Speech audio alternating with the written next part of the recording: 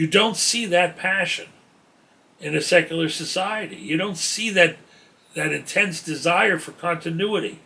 You don't see comfort being taken from continuity. It becomes a very limited vision of life, a very limited vision of your own existence. And what you're seeing now, if across the Western world, and the secular world, is you see this abandonment of their own future without a concern, without a care. Why knowledge matters.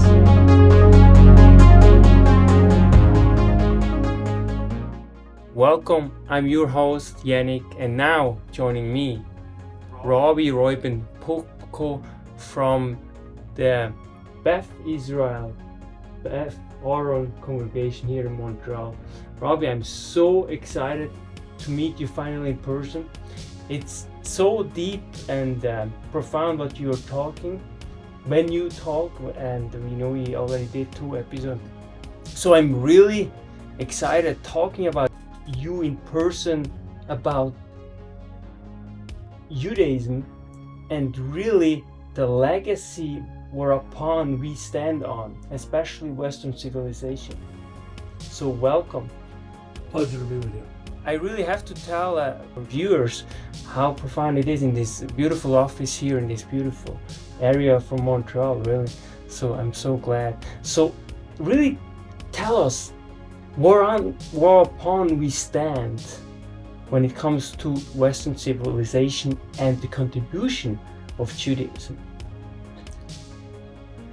The Jewish civilization goes back a long time. It goes back to the story at the beginning of an individual, of a family, and then ultimately to a larger clan, and then to a people. The story starts with Abraham. The national formative moments took place in Egypt under slavery, and then with redemption from slavery. And the ideas that were first articulated then, the ideas articulated by Abraham and lived by Abraham, and the ideas articulated in the Jewish Bible during the desert experience, those ideas, in my opinion, are as revolutionary today as they were when they were first spoken, and are as vital to our existence, to a meaningful existence today as they were then. Why do you think it is so important for Western civilization? Give us some examples when it comes to contemporary times, when it comes to the legacy of Judaism.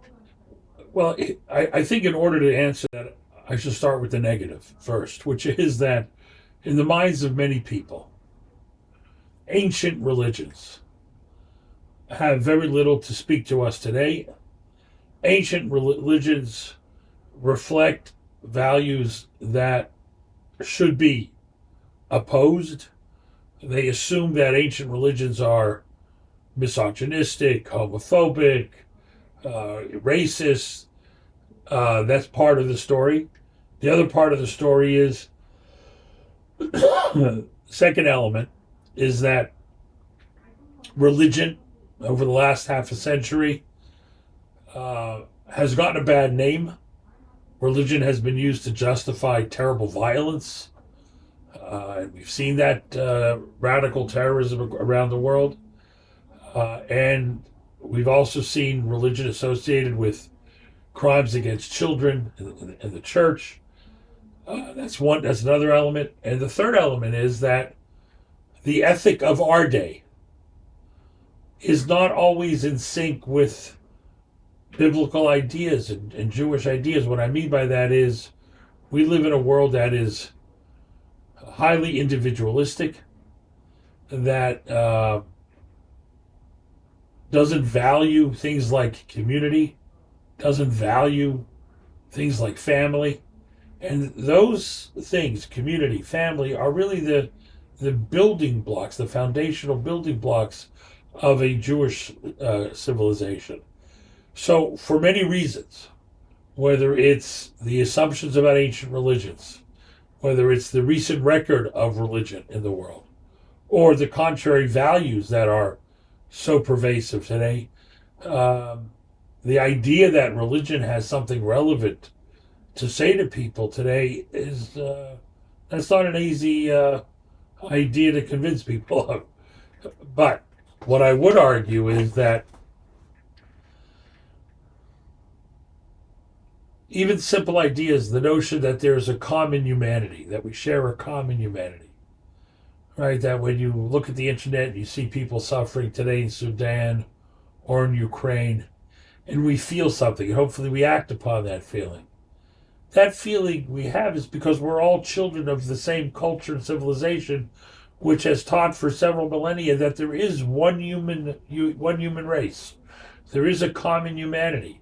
That very notion was a radical idea when it was first proposed. That's a radical idea proposed first by Judaism, where we said if there's one God, that means there's one human race, the common humanity that we share a legacy, that your God is my God, there's one God, and we share something together. Maybe we're even responsible for each other. And that idea of a common humanity, which so energizes good people till today, is an idea that is fundamentally rooted in religion. So that's one idea. The other idea is, I think, the sanctity of every life is fundamentally originally a Jewish idea.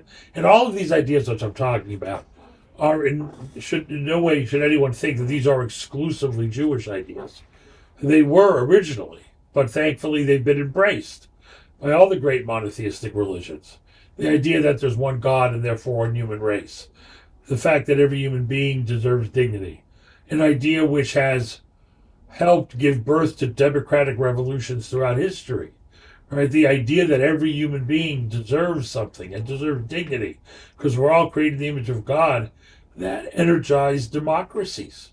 One could even argue that that was the source of democratic thinking in the Western world, was the idea that the state doesn't have complete power. It can't have complete power because I'm a child of God and I deserve dignity. And I have rights. I have inalienable rights, as the Declaration of Independence put in the United States. I have rights. And, this used to be a common idea. John F. Kennedy, the first Catholic president of the United States, when he was inaugurated, one of the things he said was, the rights of man come not from the generosity of the state, but from the hand of God. That's what he said. And it's not around, today you don't hear that. And it's 50 years, 60 years after Kennedy. And you don't hear that today. But the reality is the very idea of human rights, of a common humanity, of the dignity of every person, all of those ideas exist only because of religion, because of Judaism originally, and after that, the other monotheistic religions. Now, what would you say to someone who says, well, that's really good. However, today we might be, grateful for these ideas, but now we can, because we live in a secular society where there is basically no God, it simply doesn't matter anymore. Why would you say it still matters if we have a common reference, kind of a north where we can point to? I would argue that these ideas can certainly exist without being understood as being rooted in religion. But that can't go on forever. In other words, the fruit of the religious tree can survive for a long time without the tree, but not forever. And unless we truly understand, appreciate, and embrace the origin of these ideas, ultimately they will wilt. Ultimately they expire. Human nature, we can argue about human nature, whether man is basically good or not, or neutral. But we know enough history to know that human beings left to their own devices don't always make the right choices. And unless there is an overarching framework for it, a rootedness for it, it's hard to believe that decency and goodness will win. Sure. I have to. Sure. I'm sorry. It's about a funeral. Not a problem at all.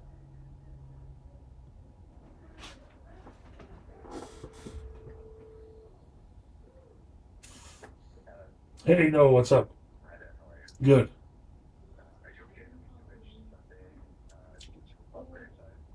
That's fine. That's fine. All right, no, do me a favor. I'm happy you called. I was going to call you. I told him I would meet them around 4:00. But he confirmed that was okay. My day's gotten a little crazy. Where do they live? They live in Côte Saint Luc?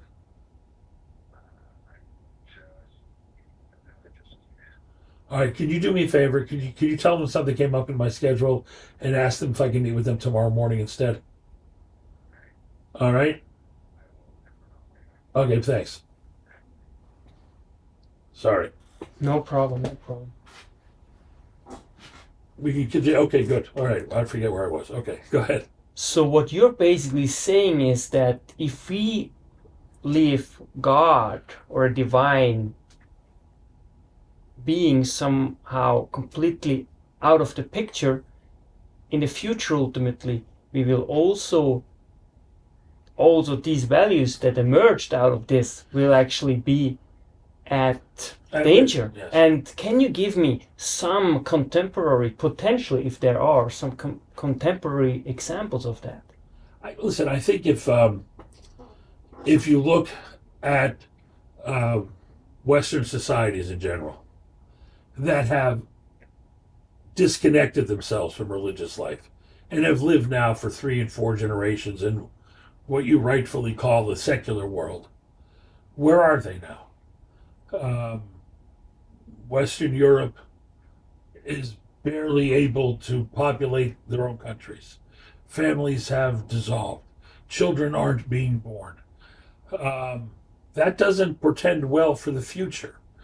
I mean, if you want to celebrate Western culture, Western civilization, French culture, wherever you look, how can that survive without people? And there is something inherently optimistic in living a life centered in faith, and that you want to bless the next generation with the blessing of life and faith. You want your ideas to continue. If you really revere your ideas and you revere what you live for, you want to bestow that upon children. You want what you live for to continue beyond yourself. It's crucially important. We see what has happened to a world that has disconnected these ideas from their origin.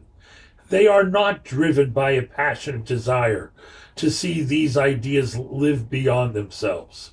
They're perfectly happy leaving this world without anything that follows them. Right? They're living lives where children aren't being born, where families aren't being created, where communities aren't being sustained. Faith communities are hopeful communities. They want these ideas. They want their lifestyle. They want their choices to outlive themselves. They want to know that what they value, their children will value. You don't see that passion in a secular society. You don't see that intense desire for continuity. You don't see comfort being taken from continuity. It becomes a very limited vision of life, a very limited vision of your own existence. And what you're seeing now, if across the Western world, and the secular world, is you see this abandonment of their own future without a concern, without a care. I don't hear regret. I don't see remorse. And that which animates the lives of people with faith is the idea that the things they live for, they want to continue after their lives are over. Because that's what gives their lives a sense of eternity. the fact that these ideas persist after themselves. I've been with many people who've left this world, and the concern on their minds is their children. The comfort they get is from knowing what they lived for will continue. And when you live for very little, and the ideas that you've embraced are fleeting and not rooted, what are you hoping for? What are you hoping for in the future? I mean, you even have environmentalists talking about how it's unethical to have children today. That's what the secular world has produced. You know, and a desire amongst some, and I believe it's a fringe, to commit a collective suicide. Because what meaning is there in their lives that they're so passionate about seeing it continue? Those who are passionate about their lives want it to continue. Those who care deeply about their ideas want those ideas to continue. And that passion and that intensity, I haven't seen in the secular arena. It's so important what you're saying, because as Elon Musk he might be a contested figure, but he said the greatest risk for our future, especially in the West, is underpopulation. We have not enough. Right, we don't have enough people. It's the only reason America has dodged it because of immigration. But generally speaking, it's underpopulation. Mm-hmm. Even in China, actually. Right. In the whole world. It is so important what you're saying, because when it comes to family, I can testify now, the older I get, the more friends who have kids, you can tell there is something also beyond. You can tell the energy that they live for something. That's why I'm extremely blessed that I have more and more really good, deep friends who are parents now, because they show me, wow, what it does. And I always think about, if I never had potentially children, you don't know, right? You never know. But if there is something there that you truly will miss. I think there is just the emotion, unconditional love for someone, right? And that's a really important point.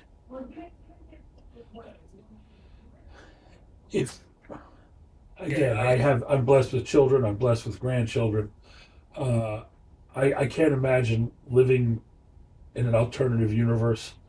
The energy that we give to our children, the energy we get from our children, the fact that it expands our horizons to the future, the fact that you can sit, for instance, at a Passover Seder table and look at your grandchildren and know for sure that long after you're gone, your grandchildren are going to be sitting where you're sitting with their grandchildren, saying this exact same story that you're telling, is overwhelmingly inspiring and moving, and gives meaning and purpose to your life. To see that continuity. I'm sitting in an office, I see the pictures of my grandparents. I know that if they came back to life, they would recognize every single aspect of my life. They would know exactly what I'm doing every morning, every Sabbath, every holiday. I know that I live exactly the way they did. And I may not speak the same language. I use different technology, but I know that their values are 100% mine, and I know my grandchildren's values will be mine. I know that. I may be proven wrong, but right now I know it. And I know how my children are raising their children. And it is that continuity which gives purpose to living a life centered on these ideas, on these values, on Jewish values. Because you know it will outlast you. And you know, just as it outlasted my grandparents, I know that it'll outlast me. And I know that therefore I am part of a chain of tradition that goes back 3,700 years to Abraham, and will be here as long as the earth goes around the sun. You know what's very interesting is what I'm curious about is that a lot also will potentially argue, and I'm curious what you think about that, is that, well, it doesn't really matter if we have children or not, because ultimately, if we believe there is an afterlife, and if we believe that we go potentially in heaven or wherever, we are going to, then that's just, a human concern. What would you respond to that? Judaism believes in heaven. We believe that the soul is forever, but we're also told to focus on this world. And it is this world that is our focus. One of the great statements of the rabbis is, it is better to have one moment in this world doing good than all of the reward of the world to come. We're put here for this world. The other world cannot be my concern. I live in this world, and in this world, I know what my people have contributed to the world. I know I don't know. I hope we still have much to contribute. I know that our values are still relevant, and I know it adds meaning and purpose to life. Also, I know that they are authentic and real. And I know that I am part of an incredible story, which is the story of the Jewish people. And I'm proud to be part of that story.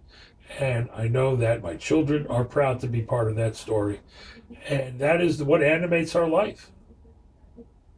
What I find so interesting is that when you talk about Judaism and how critical it is, especially also the people it produces. And that's always, to me, when I look at stats, when we look at Nobel Prize winners and so on, and some people, unfortunately, and I know where it's coming from, they use some conspiracy theories.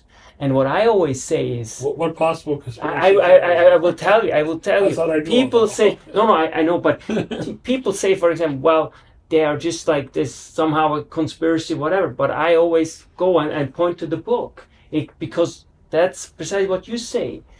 Jewish people, they put an incredible emphasis on the most important thing in the world. That's their growth when it comes to intellectual, right? Well, listen,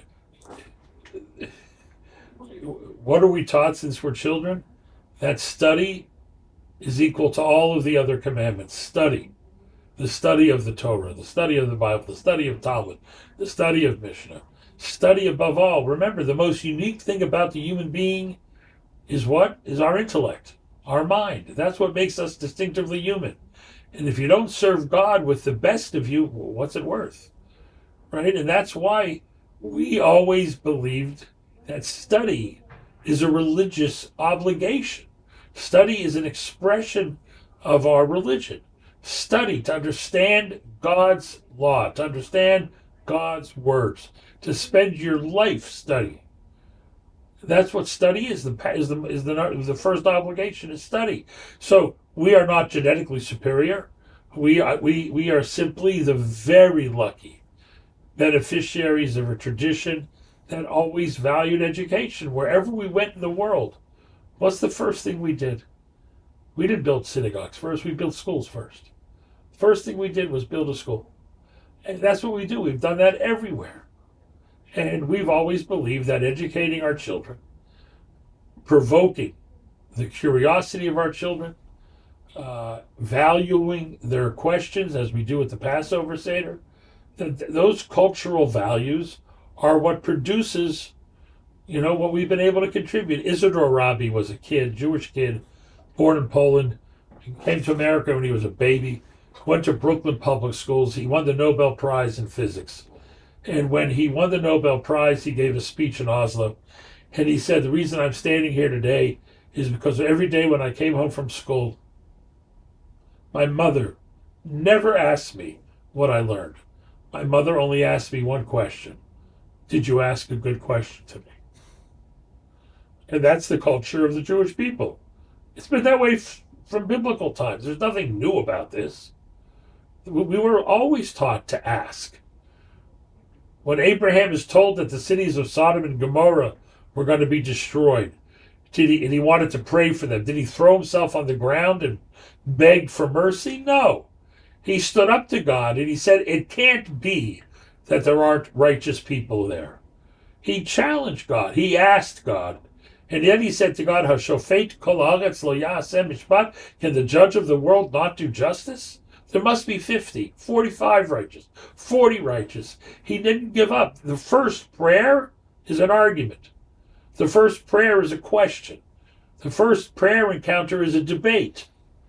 That's what we've been doing from the very beginning. That's how we always lived. Because God gave us a mind. It's the most distinctively human feature is our mind. And therefore you have to use your intellect in the service of that which we value most, which is our faith. And we spend our days studying. That is how we always spent our time. And we achieved universal literacy when it was nothing more than a pipe dream anywhere else. But again, it's not from the DNA. It's from the values, what we've always valued, and values we're more than happy to share with others. How did your work change over time when it comes to the fact that we live more and more in a secular culture? Because I'm sure there are also many secular Jewish people. Absolutely. You know, it's depressing at times, but more often than not, it's very inspiring because I'm very lucky. I'm in a synagogue with many people who are deeply involved in the culture of our day, involved in every arena of normal Canadian life, and yet are intensely devoted to their Jewish lives. They've proven that you don't have to choose, that you can be very creative and productive in the outside world while being fully devoted to Jewish life without a scintilla of compromise. They managed to do it, and they do it. They raise their children that way. It is quite inspiring. So in many ways, my job is easier today than it was 30 years ago because for a variety of reasons, it has worked out for us. In other words, we are able to build our schools, maintain our synagogues in a way which continues to attract young people. Our struggle is with those who were denied a Jewish education and therefore can't appreciate what we have. But those who were exposed to Jewish life, they continue to embrace it with great passion and to teach it to their children. How do you see the future if we start or continue neglecting these values for the Western society? Listen, I think there are some things in life and in history which seem to be cyclical, some to be linear. It's not clear. I believe religion is cyclical, I think, although no one can predict the future. I think that I'm beginning to sense in what I read about trends amongst young people is that although organized religion is not revered at this moment, there continues to be a search, a recognize. They understand they're missing something. They're looking for something. And I believe that that there will be a turn back to religion in a very thoughtful way, in a selective way. But I think they will. I think there is a thirst out there for a sense of meaning and purpose, a sense of a desire for that which is authentic, which has proven the test of time. And I think that it's possible that we're on the verge of a religious revival. Again, no one can speak with certainty about the future, but I sense a longing out there. People understand that the secular world we've created, where community and family aren't there to hold us up, that we're missing something. And there will be, I think, efforts to restore that people who were denied it themselves will want it for themselves and give it to their children. And I think you are really a great example, because if someone listens to you, it's really inspiring. And I think that's also what is so important is that you have more and more also people who are engaged and who enroll in those kind of programs. So that is really inspiring. What makes you personally feel alive? What makes me feel alive? Two things. Two things, and it's all you need. Maybe two things is my identity as a Jew and my identity as a father and grandfather. That's beautiful. I think it really, we can't deny that's the value that you truly embody and that you just mentioned before.